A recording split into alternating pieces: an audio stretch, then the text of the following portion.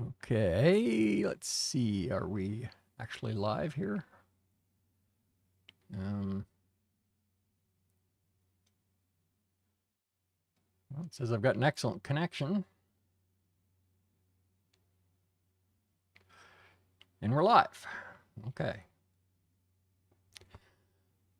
All right, folks. We are here with Mark Ennis, all the way from Ireland. We're going to do a little question and answer, but we'll start first with a little bit of Mark's background. Go ahead. Thanks for having me on, Dave. So yeah, my name is Mark. I'm from Ireland. I'm a fellow carnivore. I've been carnivore now for the last 4 years. I came into carnivore because, like many of us, I also struggled with. I had issues with my mental health. I had issues with my weight. I was anorexic. I was overweight at one stage. And I had to find a route. I had to find a healthy route myself. So I eventually got into carnivore. I'm not sure if you want me to go into deep into my story. My story is actually quite long. But yeah, that's how it all started. I was anorexic at the age of 13. I became obese when I was 24 years of age. Um, I did every single diet that you can possibly think of. I could never get it right. I suffered with food freedom for a very, very long time. Suffering. I was on the verge of many, many times of ending my life because I was going through an unbelievable amount of depression and mental health issues. Um, and yeah, 4 years ago, it changed my life when I came across a podcast. It was all to do with carnivore. I went along with it, tried it for a few weeks. Within a couple of days, everything just changed. So yeah, I can go into it. I can go into deep into it if you want to, but that's pretty much the backstory. Well, why don't you start with uh, what led you to making these dietary changes that absolutely changed your life? When I moved into carnivore, or at the very beginning. At the very beginning, kind of how did your journey progress into finally going carnivore? Okay, so at the very beginning, like let's say when I started learning about health and fitness, I was like everybody else. I just learned to read magazines. Back then, there was no social media. It was all to do with magazines. And I was one of those people that would have been always picked last on the sports team. I would have had no confidence. I would have been a little chubby child, little fat child. And my parents used to always say to me, like, listen, this is just puppy fat. You're gonna lose it when you're older. Don't worry about it. But it always knocked my confidence. Always knocked my confidence, and I didn't like it. So I said to myself, okay, I'm gonna learn how to get in shape myself, and I'm gonna learn how to eat properly myself. So I bought an awful lot of magazines, learned a little bit about nutrition, learned about calories, and learned how to exercise properly. So every single day, I just start running. I start doing a little bit. I start focusing on pull-ups, press-ups in my room, and then it got out of hand. It became an addiction. Fitness took over my life. It started off with an hour a day, and then I was doing nearly 3 hours of training a day. Um, and I did that for nearly a year. And I didn't realize that as the more I kept on doing it, the more weight I was losing, but I couldn't see it. And I couldn't realize that, okay, I was actually doing a lot more damage to myself. So anyway, I did that for just over a year, and the weight kept on coming off. And when the weight came off, my hunger was decreasing. So I was eating less and less and less. And I didn't realize it. And I didn't realize that I was becoming, I had an eating disorder. And when I became anorexic, I was extremely thin. Like at when I got diagnosed with anorexia, it was around 3 years later. And this was when we were on a holiday in Spain. And back then, you didn't have any remote controls to change the TV. So I had to get up, switch the channel on the TV myself. And when I did, I actually collapsed. And I don't know how long I was out for.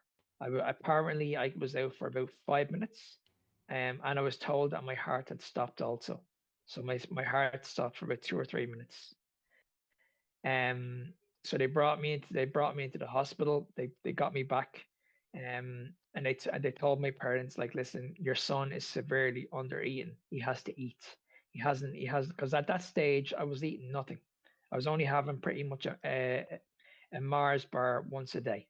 That's it. That's all I was having. So my calories were extremely low. I was on about 200 calories a day, and I was doing around 300. I was doing about 3 hours of training every single day, and that went on for a very, very long time. So, anyways, they brought me into the hospital, and they told me like, listen, we need to put him onto a drip, and we need to give him food every couple of hours. Now, when you're talking to someone that basically at that time had a fear of food, like if you put food in front of me, I wouldn't have had it. I didn't want to eat it. So I don't know if you know anything about anorexia, but anorexia is when I can't really explain it. You just have that fear of food. Um, and every time they gave me food, I would throw it in the bin, or I would throw it outside the window. I would never eat it.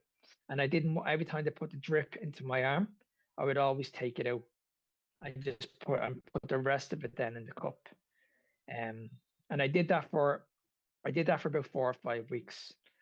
And then I remember a specialist came into me and said to me, like, listen, you need to eat, otherwise you're not going to be here. And at that stage I wasn't even thinking about, okay, listen, I'm gonna die or anything like that. I was just thinking about, okay, I just want to be skinny. I don't really care about anything else. I just want to be skinny. And they had me in the hospital in a foreign country for about 6 weeks. I wasn't allowed to go home. um so my parents came over and stayed with me for the whole 6 weeks. And when they said to me like, listen, when you're in the hospital, we're going to be feeding you as I mentioned, every 2 hours. But the food that they were feeding me was all carbohydrates. It was all processed food. It wasn't nutritious food. It was everything that was out of a packet. And you're talking about like protein bars, weight gainer bars, weight gaining shakes. That's pretty much all I was having. And I was having like 3 meals a day. They would have gave me snacks in between. So the nutrition was absolutely horrendous, really, really bad. But I went along with it because I didn't know any better. I didn't know anything about nutrition. I said, right, these are the experts. These are going to look after me. Let's just go by what they say. So anyway, we got through it eventually. That took me nearly 3 years to recover. 3 years that took me to recover. So that was around maybe I was around 18 years of age. And then my parents told me like, listen, you're never going through that ever again. So they brought me into a rugby school, and this is where they teach you discipline, and this is where they teach you how to lift, how to put weight on properly, and lift weights properly, all that kind of stuff. So I was like, okay, this is fine. I'm gonna learn a lot of stuff here. So I went into the rugby school when I was 18 years of age, and they were actually again these were actually the same. They were actually feeding me every 2 hours, but they were feeding me a lot of healthy foods. Back then, healthy foods like carbohydrates, like complex carbohydrates like oats, sweet potato, quinoa, rice, fruits, vegetables, all that kind of stuff. And I was allowed to have a cheat meal every weekend. And I did that for 6 years nonstop. And when I went into rugby school, I was around 160 pounds. So that's around 9.5 stone, what we talk about over here. And by the time I finished, which was 6 years later, I blew up to over 300 pounds in weight. So I think my heaviest weight when I was obese was around 310, 315 pounds. And I'm only 5'3". I'm not a big guy at all. Um, and back then I thought, okay, listen, I'm big, I'm powerful, I look good, I'm strong, but I was carrying a lot of weight, and it was having an effect on my mental health. And I was like, this can't be normal. I can't be just putting on this amount of weight. I'm feeling like crap. Like, what's wrong with me? And nobody could tell me the reason why. Nobody could tell me the reason why I was putting on so much weight and why and why I was eating every 2 hours, why I had to have regular snacks, and why I struggled when I was walking up the stairs. And people were telling me like, listen, you just need to go on a diet. So after the rugby school, I went on all these diets. I tried every single diet. So the first diet I ever went on was what was it? It was, I think it was just a low calorie diet. So I learned about calories. This is where you put your calories into a calculator. You work out how many calories you're going to take a day, and I just went along with that. So I wasn't looking at the nutritional value of food. I was just looking at calories. So if you had said to me, 500 calories come from chocolate, 500 calories come from steak, I would have just said, like, you listen, at the end of the day, it's just calories. Just eat whatever you want.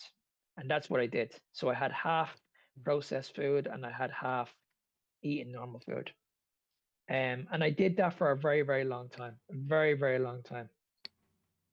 And I could never ever get it right. And I was always one of those people that would get in shape, but then I'd actually put the weight back on. So it was constantly like every year, come up to the summer, I'd get in shape, and then when it came after the summer, then I'd let myself go.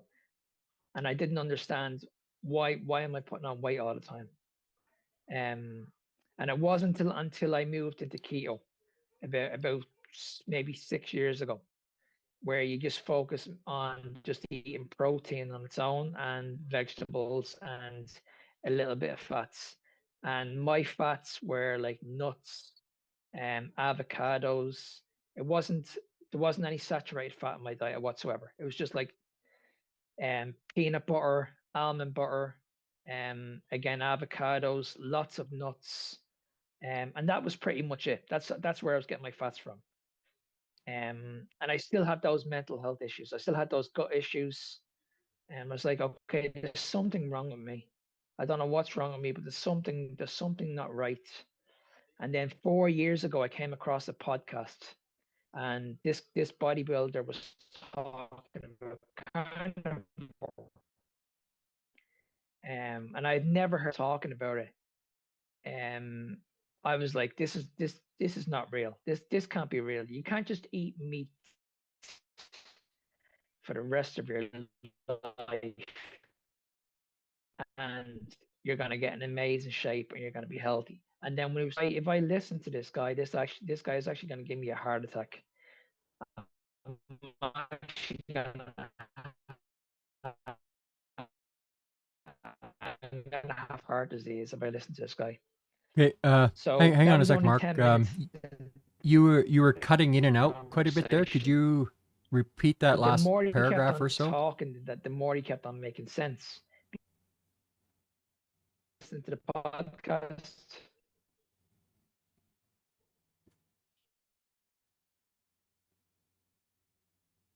Okay, so try that again.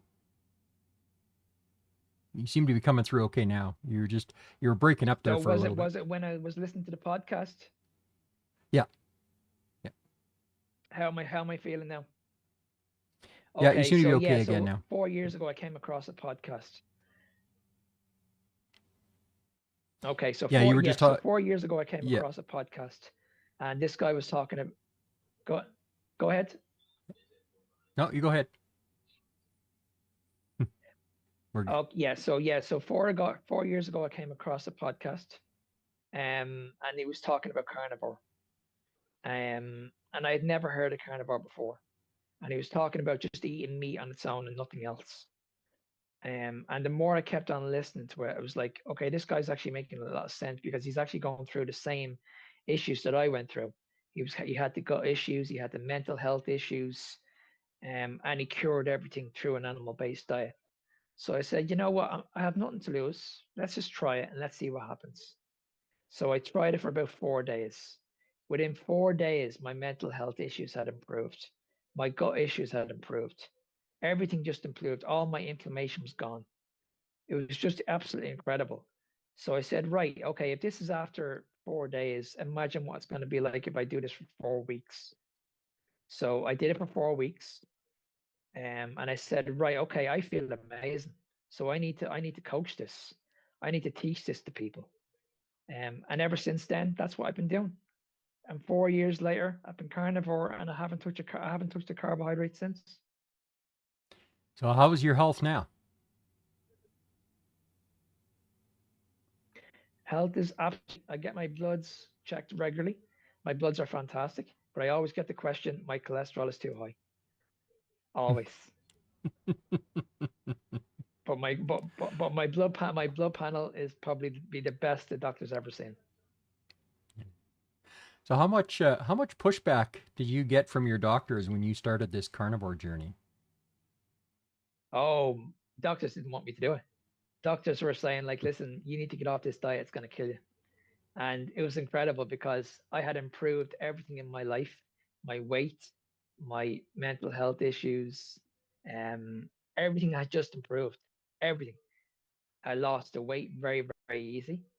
But the doctor was convinced that this diet was actually going to kill me. He wasn't looking at me and thinking that, okay, how did you actually do this? I want to learn how you actually did this. No, he was just convinced that, okay, your cholesterol numbers are too high. We need to put you on a statin, and we need to get those numbers down we need to get those cholesterol numbers down. And I think I think my cholesterol number, I think was around 18, 17 or 18, which is quite high. But I was feeling amazing, absolutely amazing.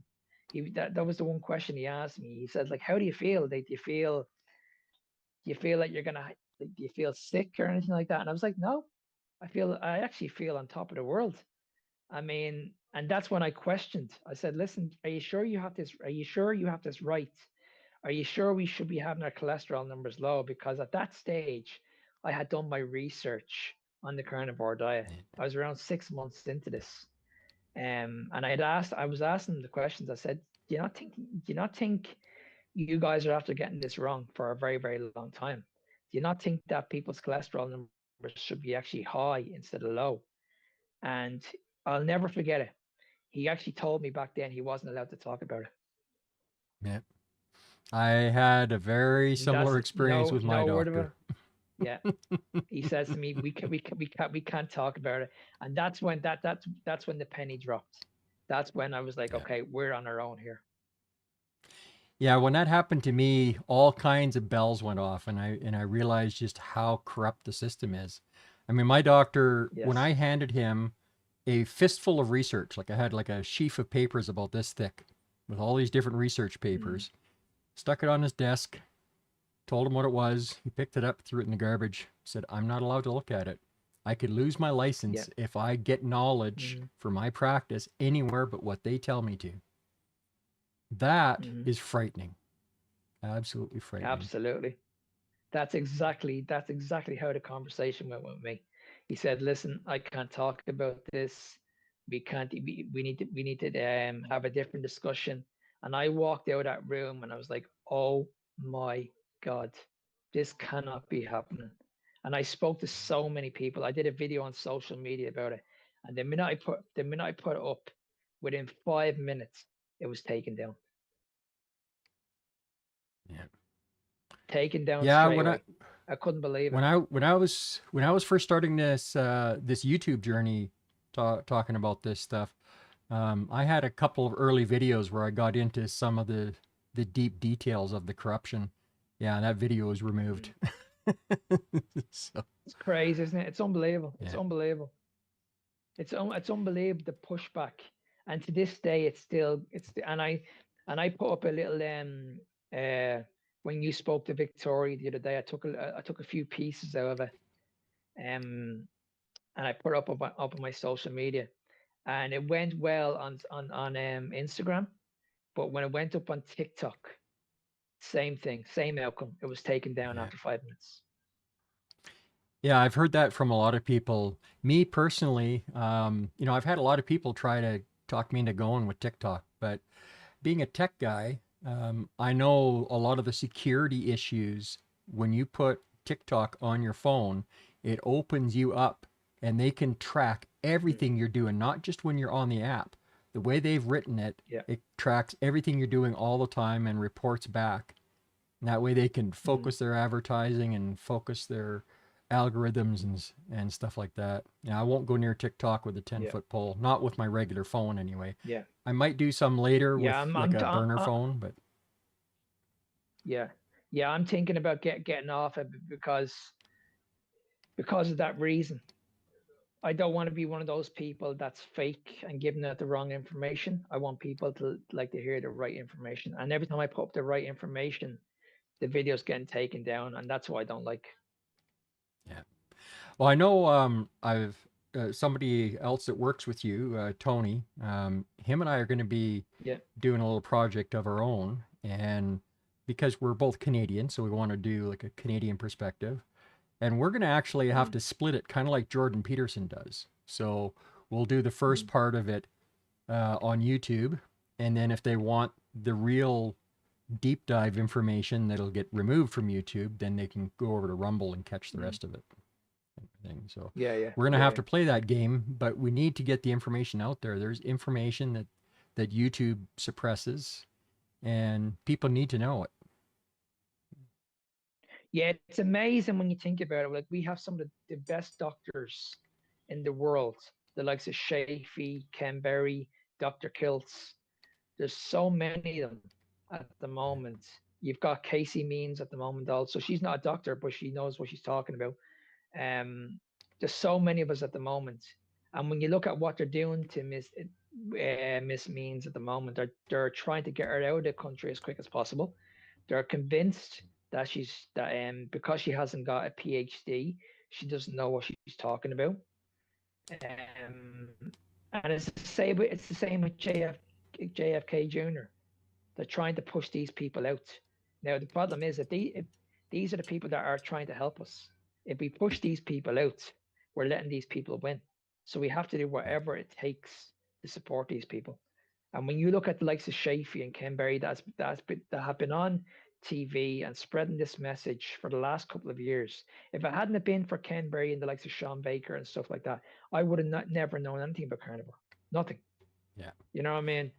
And it's amazing how these people are all over social media. They're all over YouTube. So I'm convinced the powers to be have seen these videos, but they're continuing to ignore them. Yeah. And Yeah, that's the frightening part. it's unfortunate that so many of these huge companies out there, they've got millions of dollars to spend on lobbying, and every time the government tries to make a move to make our food supply better, they come in and try to block it. Like I just heard of an instance down in Texas where they're trying to pass a law to prevent things like Coke and sugar and chips and those Mm. types of bad snacks to be included in the SNAP program in the US, which is like their welfare program that so they have like this list of the foods that they're allowed to buy and have paid for by the government when you're on assistance. So Texas is Yeah. trying to remove those from the approved list. Well, guess who came in to fight against it? The American Heart Mm. Foundation or whatever they're called. They actually came in and they're Yeah, the fighting against it. association. Yeah. Yeah, that's it. Yeah. The Yeah. American Heart Association. So they were down in Texas, in the I don't know what they call it down there. Here it's called something different, but Mm. their Mm. Congress or Senate or whatever it was in Texas where they were passing this law. Yeah, and so the American Heart Association, they show up and they're fighting against it tooth and claw. And really, like the American Heart Foundation is fighting against people using sugar? Like, Yeah. It's really? crazy. It really is. It's just crazy. It's crazy. Yeah.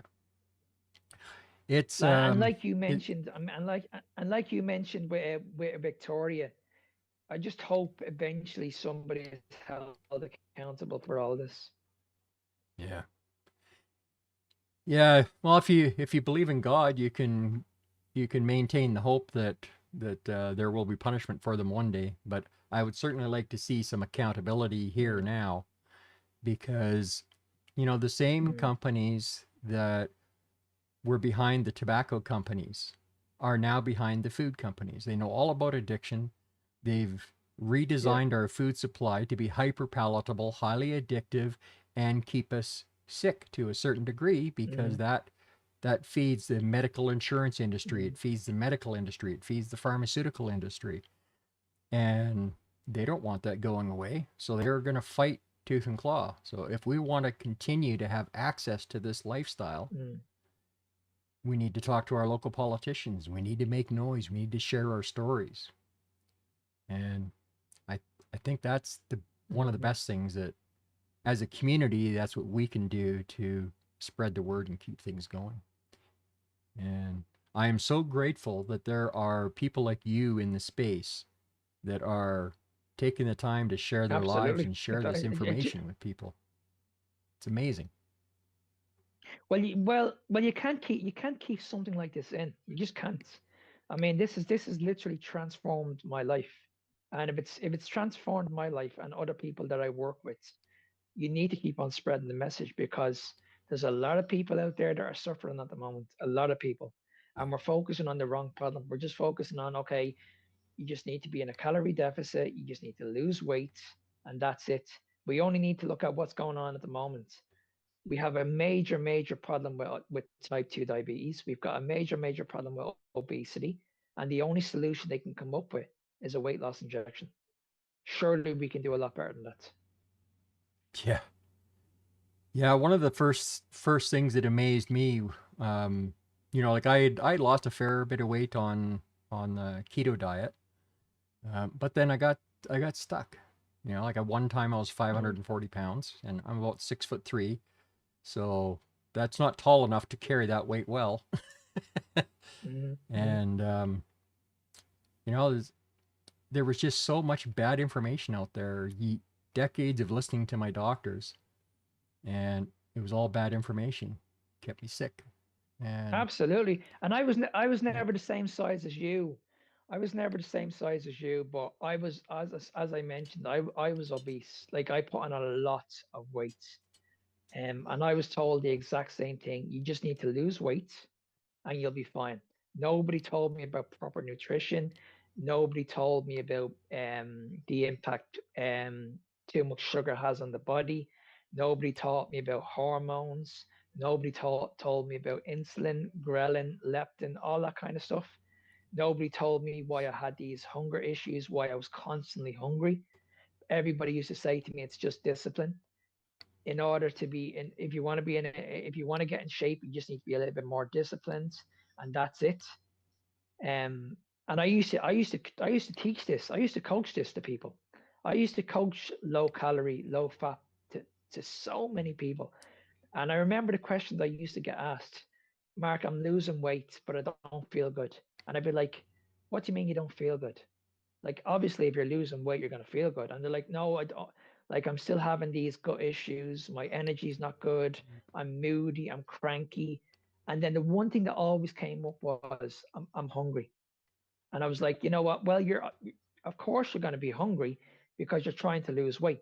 But I didn't know any better because the type of food that I had them on like, I'd say around maybe 50% carbohydrates, maybe around 40% protein, very little fats and a lot of vegetables. So they had no fats in their diet whatsoever. And I couldn't understand, okay, why these people are struggling until I got into the carnivore space and I realized that when you have too much sugar in the body, that's when you're going to get these regular spikes and crashes throughout the day. This is the reason why you have to eat every couple of hours. You know, and that's what happened to me. For years, I had these eating disorders. I could never get it right. I could never understand why do I have to have a breakfast and then 2 hours later I'm hungry again. You know what I mean?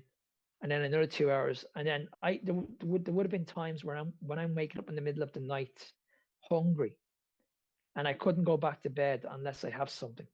So I'd go down and I'd probably have a protein shake or a banana or something like that, because I was constantly hungry. And you're talking to someone that used to have 8 meals a day, but now I'm only eating 2 meals a day. So, and I can have a meal now and it will keep me going for about 8 or 9 hours. because what I've done is I've kept insulin levels low and I've kept my leptin levels high. And when we look at the role of these injections, they do the exact same thing. They shut off the hunger. They bring the insulin levels down and they increase the leptin. So that's how people are not able to eat all the time. They're able to shut off the hunger straight away. And this is the problem we're seeing. But when you take these injections, you're going to get the side effects. Plus, you're going to lose an awful lot of muscle. So if you're losing muscle, that's going to have another direct impact on your hunger. So they didn't think about this logically when they brought out these weight loss injections. And I firmly believe that in 5 years' time, we're going to look back at this like COVID, and we're going to be asking a lot of questions and Yep. saying why didn't we not recognize this like earlier? And when we went back to COVID, within 2 weeks, when we were told that listen, we need to stay indoors, the gyms were closed, and we can sit in and watch TV all day, but we're allowed to eat McDonald's, we're allowed to eat junk food, we're allowed to drink alcohol. I was like, hang on a second, this is not right here. I don't agree with this. This is not right. Yeah. So I was It's the telling perfect everybody. recipe to keep I us was sick. telling everybody. Yeah, I was telling everybody. I said, listen, there's something going on here. This is not right. And everybody was looking at me and thinking that I was the crazy one, Yeah. because I was telling people like, listen, go over and shake that person's hand. Go over and give that person a hug. Do what you want to do. Go on out into the sunshine. Go and do your exercise. Everything that we were told not to do, I was telling people to do. And at that stage, I set up a boot camp in my local area just to get people moving. And I set up a few fitness classes a week. And I had the police giving out to me, telling me like, listen, this needs to stop. We're going to shut this down. People need to be indoors. What you're doing is dangerous. And I was like, holy shit. Like, this is crazy. There's Yeah. people outside in the fresh air, in the sunshine, which is what we should be doing, Yep. just looking after their mind, their mental health. When we look at back in COVID, how many people suffered with mental health issues, and not one person in the health department could deal with it, not one. And everything was blamed on COVID. Whether you had mental health issues, whether you had cancer, whether you had whatever disease it was, type 2 Yep. diabetes, obesity, whatever it was, everything was blamed on COVID. But now we're still in the same situation. The diseases are going straight through the roof. Nobody has a clue why. And you only need to look at our hospitals. Our hospitals are getting busier. More people are on medication. More people are taking these weight loss injections. And this is the route we're going down. And now you look at what they're trying to do to our food. They're trying to get rid of our natural food and push us towards food that was made in a lab. They're trying to Yep. push us more towards being vegan, eating plant food, all this stuff. And they don't realize the damage this is going to have on people in the long run. They don't realize that having low levels of cholesterol is actually what's going to make us a lot sicker going forward. Well, I think that at least some people high enough up the food chain, they know exactly what this will do to us, and that's why they're doing it. Now, maybe I should be wearing a tinfoil Mm-hmm. hat, but I've seen so much evidence to Mm-hmm. support this. It's unbelievable. Like here in Canada, they snuck through a law that nobody really knew about until afterwards that will outlaw meat production in the event of another pandemic.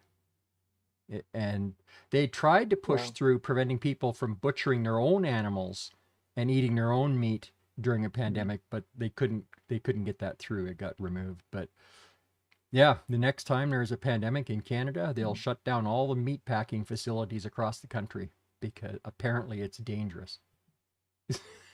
So when you see stuff like that, That's you start to it's crazy, realize isn't that, yeah, there is a plan here, and they don't want us getting healthy because if we're healthy, we're not controllable. And it? Mm-hmm. I'm not saying they're Yeah, trying to 100%. Yeah. yeah, I'm not saying they're trying to be like China or Russia. That's probably not the goal, but they want to control where we get our food so that they can control the fact that we're on medication and using the doctors, and insurance keeps making money and Mm, the big food companies keep making money. They don't want that money train to go away, so they'll do anything they can to protect it. It's absolutely, it's scary. absolutely. That's the Yeah. unfortunate thing. Yeah. And see that's the problem. You're going up against people that are extremely wealthy, extremely wealthy. You don't have a chance. At the end of the day, money talks. Yeah. Yeah. So this is why Like I'm when such you're an going, advocate. Sorry. no, go ahead, go ahead.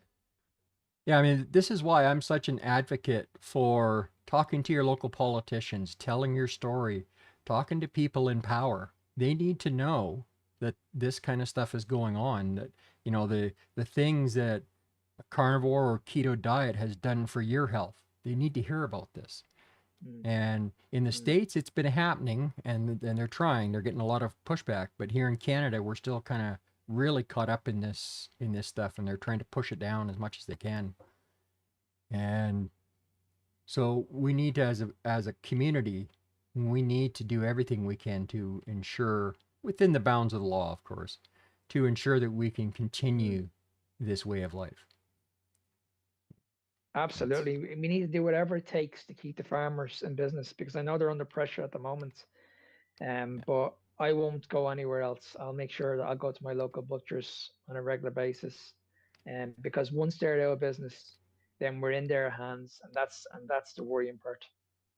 yeah, yeah, exactly. I deal with a butcher that only gets their stuff from local farmers, and it's all grass fed, grass finished. And I don't eat grass fed, grass finished because I think it's healthier. I eat it because to me it tastes better. It just it does Much to me better. it does. Yeah, much, So, much better. but I grew up on a farm, so I Yeah. mean we had all our own cattle that we were butchering ourselves and stuff. So Yeah. it's my preference. There is some evidence to No, you can suggest that there's some no, evidence to go ahead. Go suggest ahead. Go that ahead. grain finished animals aren't as healthy. Apparently feeding them a lot of grain to bulk up creates omega-6 fatty acids, Yeah. which Hmm. in excessive amounts can be harmful to humans. So just something to be Yes. aware of. So uh, I do prefer the grass-fed, grass-finished myself. But, I'm the very, very same. Yeah, the very, very same. so you had a question for me? No, I was just going to mention that when when you went through your issues, I know you mentioned it before. Like what was the like what was the diagnosis? The doctors were saying to you, like, listen, like your condition's getting out of control here. Like what were the doctors saying back then? Were they pushing you towards these medications, these injections? Did they say like, listen, let's talk about nutrition, or was it just all medication? Yeah, they tried to send me to a nutritionist. They sent me to a bariatric clinic, and they were just talking all the same nonsense that would have done me more harm than good. I mean, I was already doing everything they told me to do, and it wasn't working. And I remember back to when the health decline really started in earnest. Mm, I was going to the doctor with all these weird issues. Trouble initiating swallowing. Um, Pain in my feet, trouble picking up my toes sometimes, mm, like just weird little things. And I go to the doctor, and the doctor I had at the time, well, you're just fat, you're just overweight. You lose some weight, mm, and this will all go away. And then he started finding some autoimmune mm, diseases. And then, I progressed to a point where my speech was slurred and I couldn't walk very well. And I said to him, or I kind of mumbled to him really. I said, "So you're going to tell me that all these symptoms I'm showing right now, the slurring of speech and everything, you're telling me that's because I'm fat? I don't buy it. It's time for you mm, to do some actual real testing and medical work." And he actually, mm, for once, the doctor listened, and they started doing a little more serious testing, and then it kind of went Mm, from there. But it was funny, when they had me at the bariatric clinic, they wanted me to lose a certain amount of weight before they'd even consider me for the surgery, which was fine. I understood. So I listened to their stuff. I was actually losing weight faster than my wife, but there was something about my situation because of the myasthenia gravis and everything else. They didn't think that their surgery could really truly help me. So even though I was losing as much weight as they wanted me to qualify, they kicked me from the program, and they didn't even have the guts to tell me face to face.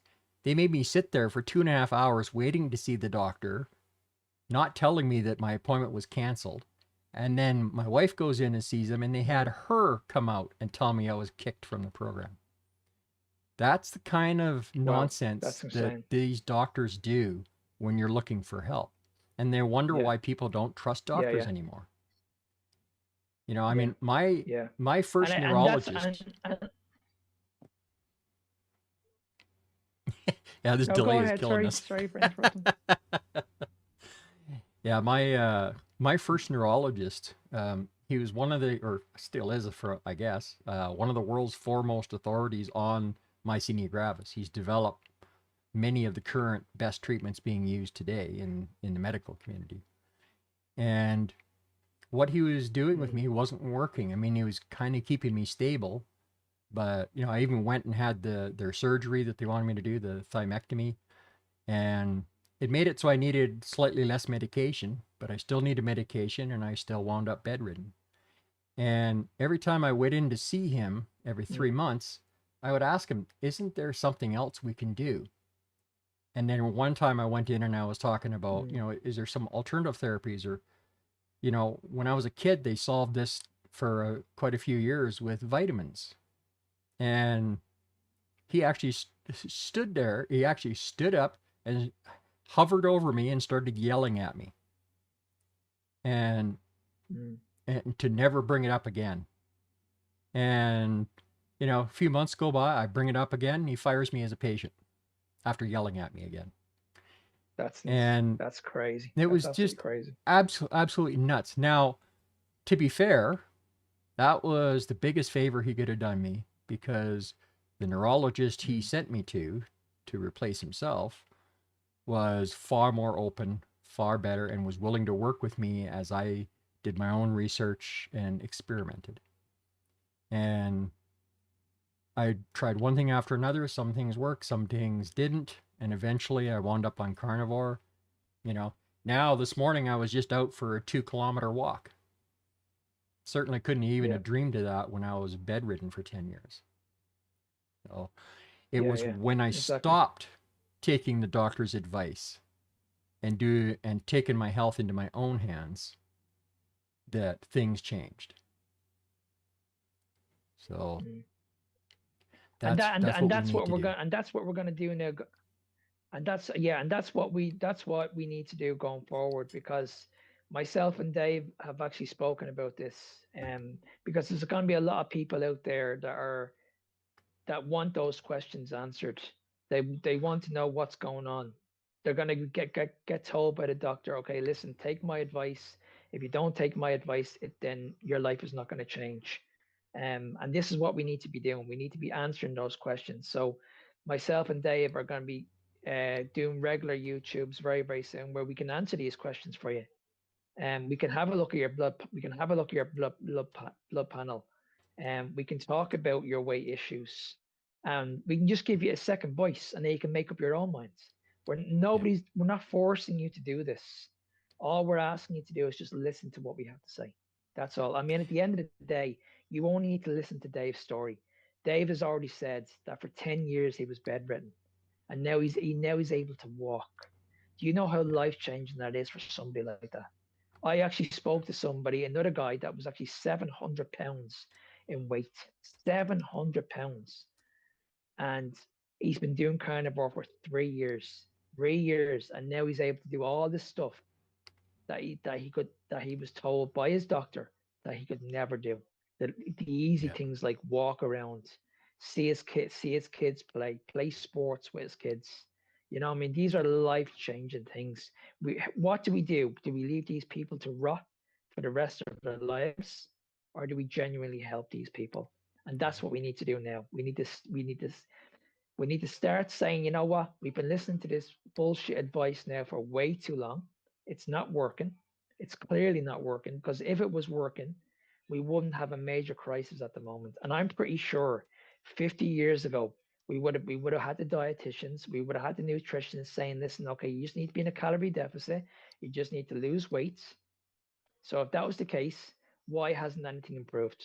In the last 20 Yeah. years, why hasn't anything improved? If these people are the experts and we're being told that we need to go and see these people when we have these weight issues, then why are we relying, as I mentioned earlier, on a weight loss injection? And I've actually heard people coming from nutritionists, coming from dietitians saying, like, listen, we've tried everything. We don't know what else to do.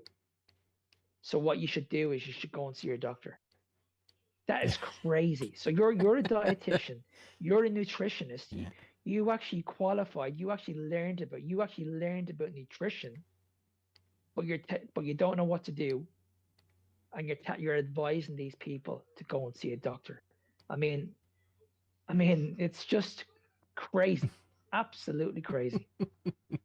Oh, I know it boggles the mind.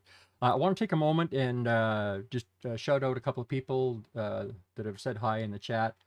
Um, so Jimmy J um, was asking if this channel's new. It's actually been around for a while. I was just not making any posts for a few months because I wasn't doing well with my neck, but I've decided to push through the pain and just keep doing this because I realize that people need to see my struggles as well as the victories. So 100%. yeah, and that's kind of where I'm at with that. So we've been around for a while, and we're gonna keep going. It's probably things are gonna thin out again for a while after I get surgery. I'm going for neck surgery here reasonably soon. I've got a final scan tomorrow morning, and the information from that will let them give me a date and time.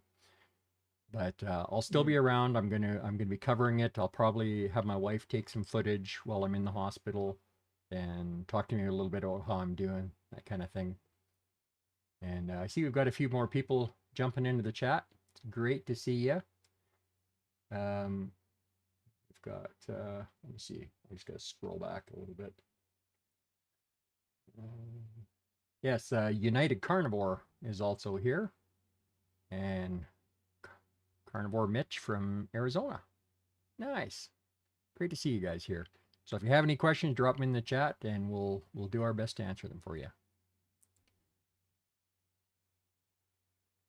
Oh, did you have anything else to add there, Mark? Or No, I was just listening to you. okay. So I'll give you guys a short background because we've Mark's been talking about his story. I mentioned a couple things, but just to give you a quick synopsis of my health story. I started getting sick in 2007. Took the doctor till 2012 to diagnose that I had an autoimmune disease called myasthenia gravis, causes severe muscle weakness. And as I alluded to, I had surgery for that, which was supposed to help. They found 6 other autoimmune diseases. I was 540 pounds. When I was 19, I was diagnosed with bipolar disorder. And all of that stuff has gone away on Carnivore. At 1 month exactly to the day, actually, my neurologist declared me in full remission from myasthenia gravis. Much to her delight, and she was pretty stunned. Mm. And the other autoimmune diseases have gone away one by one. Like the osteoarthritis was actually the first one to go at about 2 weeks, and then the rest. Like I've got Sjogren's disease, ankylosing spondylitis. I've got psoriasis, eczema, and issues with my thyroid. Yeah, all kinds of stuff going on. And you know that I spent 15 years in a wheelchair, 10 of which was in bed. and not much life left in me. And once I stopped listening to the doctors, started researching, things started to change. And finding carnivore changed my life. And now I'm trying to be part of the solution. And thanks to those who are enjoying what they're seeing and are taking a moment to subscribe. I really appreciate that. We're trying to get this channel monetized so that we can really start to concentrate on getting you all the information that you need and help as many people I as we think it's can. yeah, Yeah, I go. think it's important, and I just think, yeah, I just want to add to that, Dave. I just think it's important that we, as we mentioned, that we do these videos because there's so many other people that are actually doing this, and if we want to change the world and improve things, then you need to play your part. And there's so many of us that are doing it.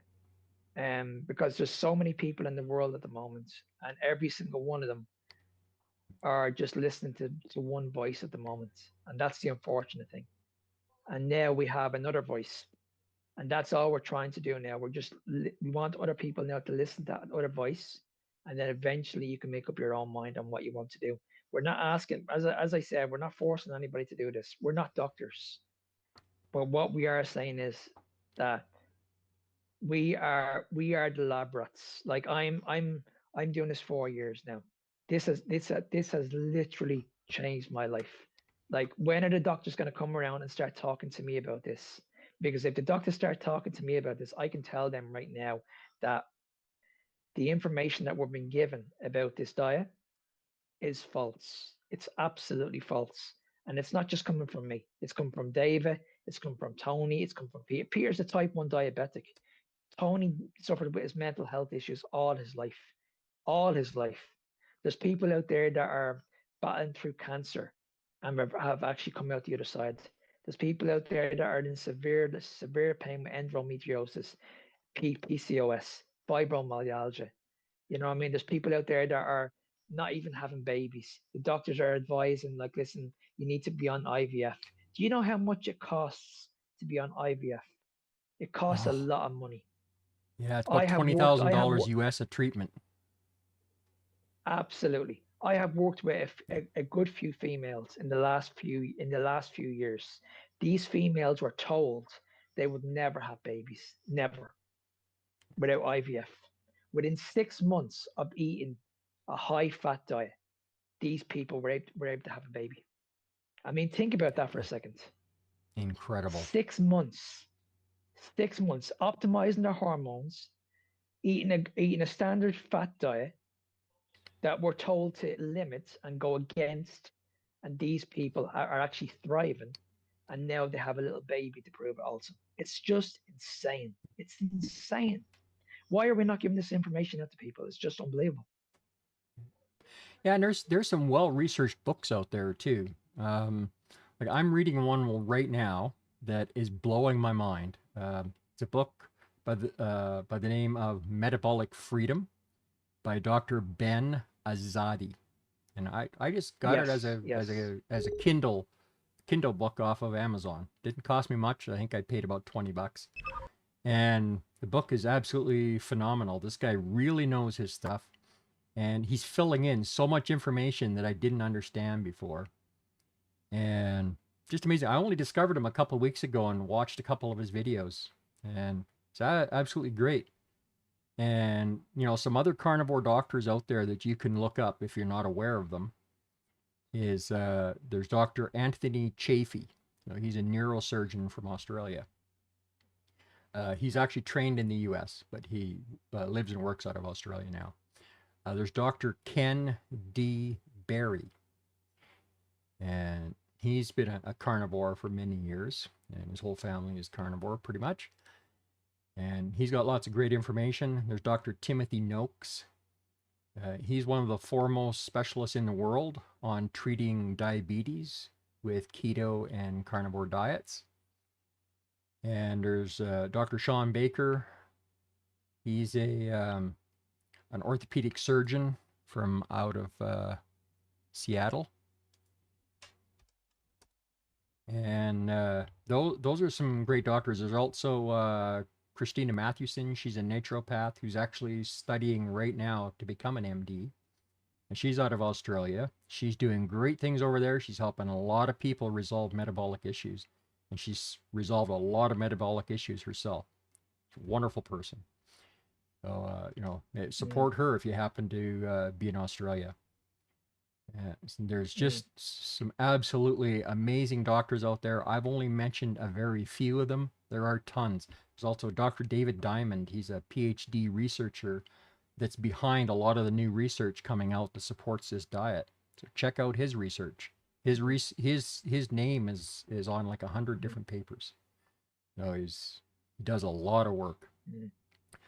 So these are some things you can do to get more information. Like I thought I had a good grounding in carnivore and the mechanisms of how stuff works. And I'm realizing now, every chapter I read in this metabolic freedom book, I realize how much I didn't understand. So Mm. I think part of our healing journey is to just keep pursuing knowledge, finding out what the average doctor doesn't know so that we can help those that the doctors can't help.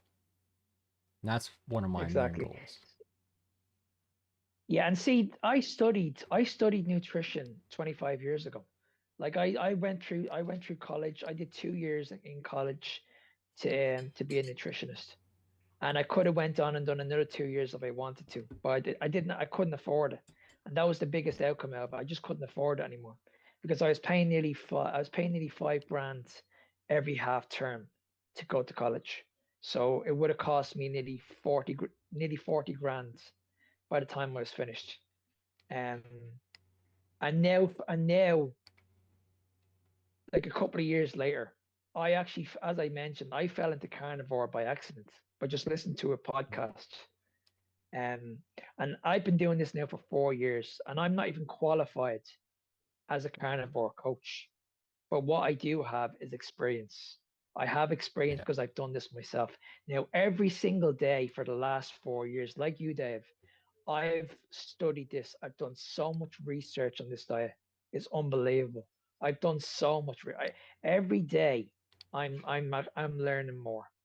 I'm learning more about it. Now, I've done more research on this diet than I've ever done in my entire life on Yeah. Same here. any diet, because that's that's how much I believe in it.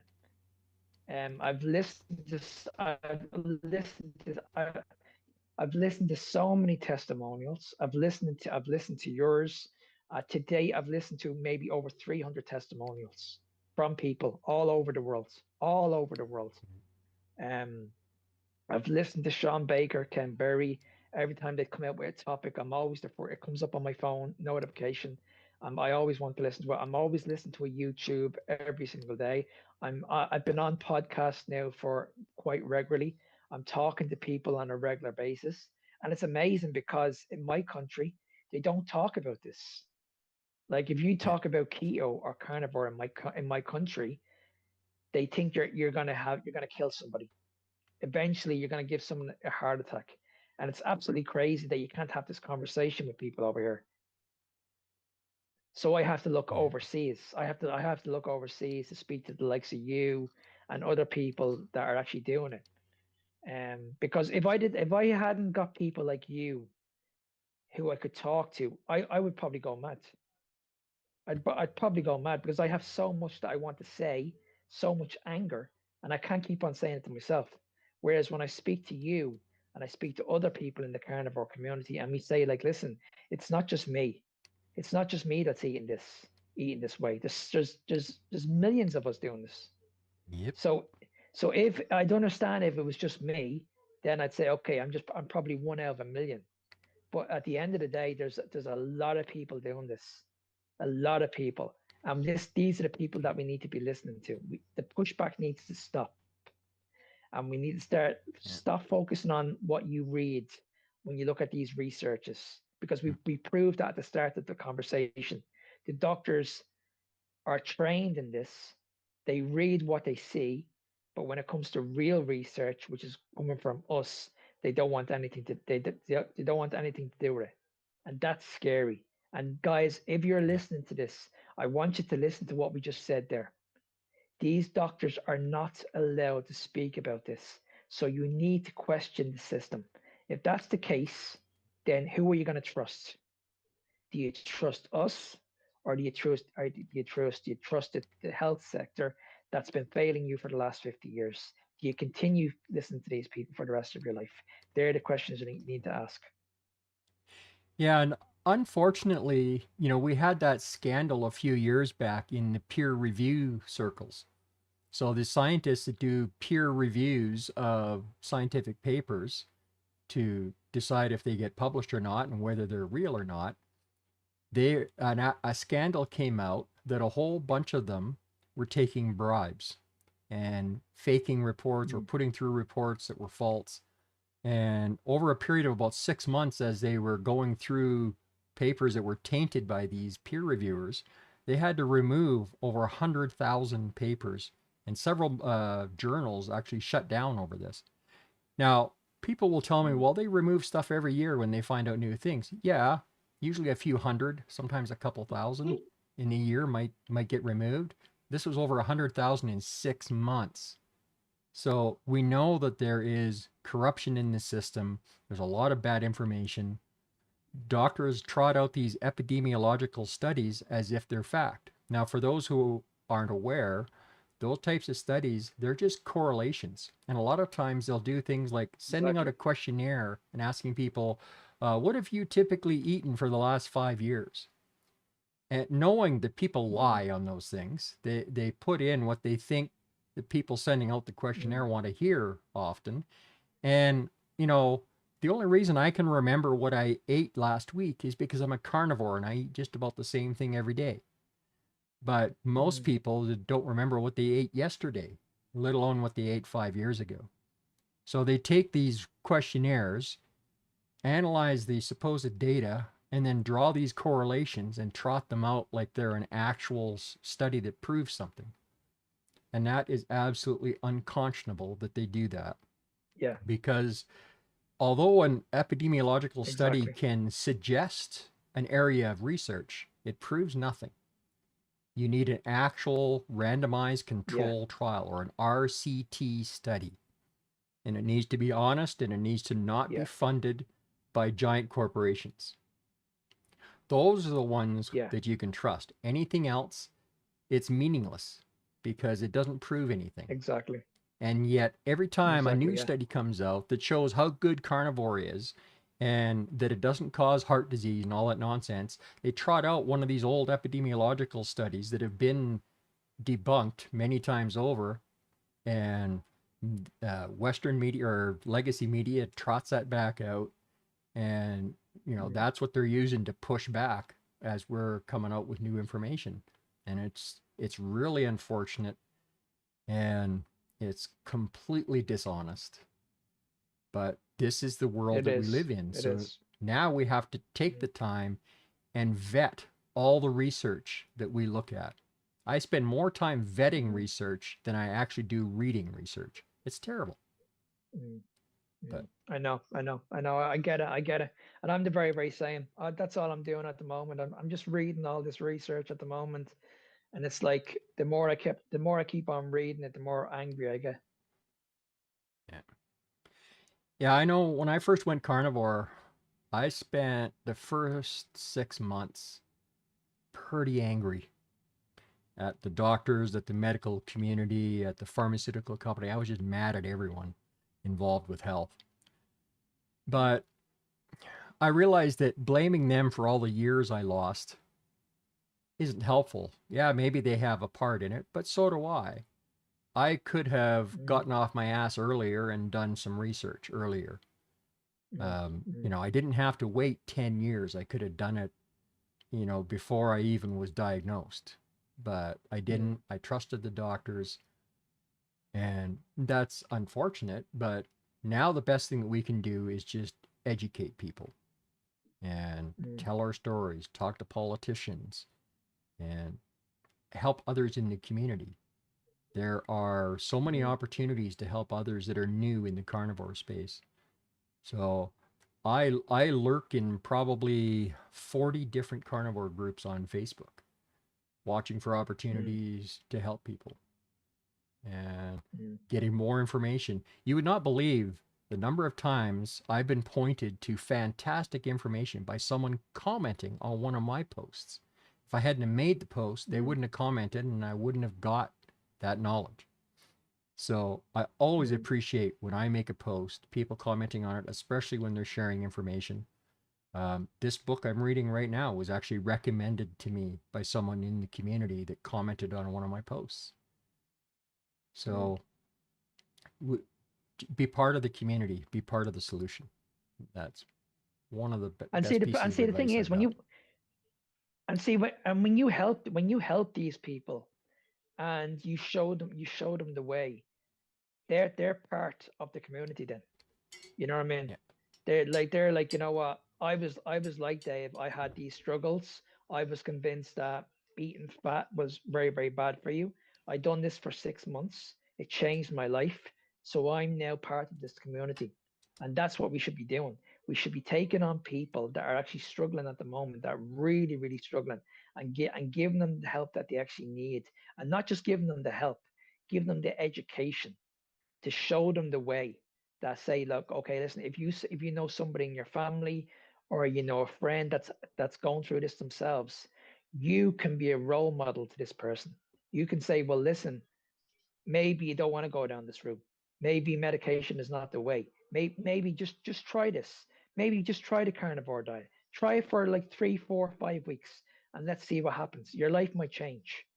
You never know unless you actually try it. Unless people actually try this way of eating, you will never understand what we're talking about. I yeah, mean, that's probably the best information I can give. yeah, Sorry, go ahead. uh, absolutely. I didn't really have anything too important to add. No, I just think Still getting used to it's important. dealing with the delay. Yeah. No, I just think it's important that people need to, before they actually criticize it, they need to actually try it. I mean, what have you got to Yeah, lose? Just try it. yeah, That's all we're saying. Most people don't realize they have an addiction to food. And that's the biggest problem. The biggest problem is that so many of us have an addiction to food. They know how to keep us eating all the time. And that's the frightening part. When you walk into your supermarket, there's so many options, guys. So many options. What you should be yeah, doing is just going straight to the meat aisle. That's it. You don't need to go anywhere else. yeah. That's so many people get caught up in that trap of these addictive foods. I mean, the reason they put sugar in everything is because sugar is highly addictive. It hits the same addiction center of the brain as cocaine and heroin. So it's Mm, nasty stuff. And other sugars that have a higher glycemic index are even worse. Um, Maltodextrin, for instance, it's a natural sugar, but it's got the highest glycemic index, far higher than white mm, refined sugar. Now, if I remember correctly, mm, maltodextrin is 136 glycemic index, and mm. I think it's 101 or 102 or something for refined sugar. And Yeah. fructose, I think, is like 94 or something like that. So none of Mm, it's good. It all hits that addiction center of the brain. And mm, now, and I want to mention something, but I'm not trying to call anybody out, but one of the products in the carnivore space that a lot of people use is Element. And if you're mm, using the non-flavored variety, it's a wonderful product. But you should be aware that all their flavored products use natural flavors which contain mm, maltodextrin. mm. So you're getting a ton Dextrin, yeah, of yeah. actual sugar or carbs when you're using flavored element. So if you're dealing with some serious Yeah. metabolic issues, use the unflavored element or find another solution. Personally, I make my own Mm, because it's a fraction of the cost. It costs me a few exactly. pennies a day to consume my own electrolytes.